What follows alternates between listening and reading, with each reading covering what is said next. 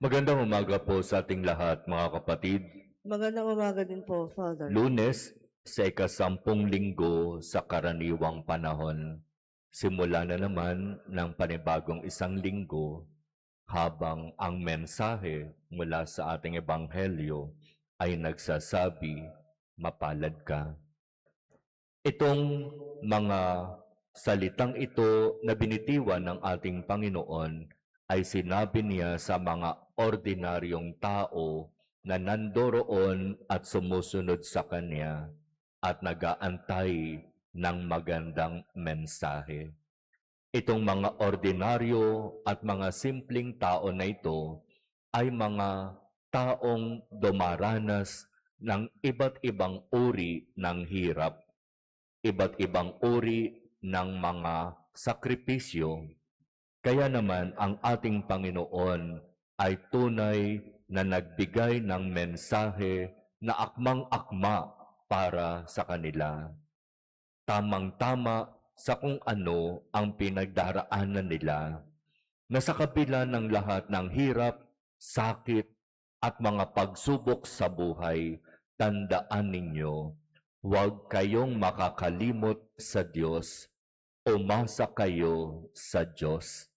Sapagkat kung sa kabila ng mga pagsubok na yan sa buhay, ay patuloy kayong umaasa at nananalig sa Diyos, mapalad kayo.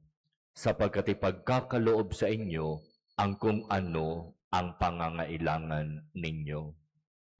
Mga kapatid, panghawakan natin ang salitang ito ng ating Panginoon, sapagkat ito ay salita ng katotohanan, salita na mapanghahawakan, na sa mga pagkakataon na tayo ay pinanghihinaan na ng loob at halos nawawalan na ng pag-asa, magtiwala lamang tayo sa Diyos at pagkakalooban niya tayo ng panibagong kalakasan, ng panibagong biyaya, ng kaliwanagan at ng pag-asa.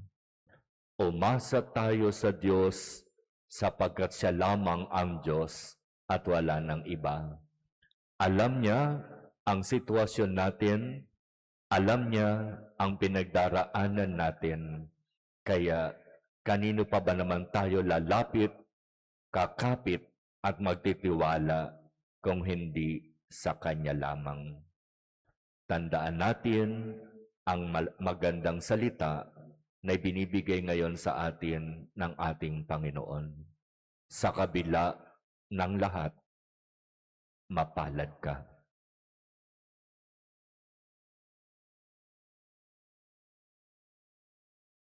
Amen.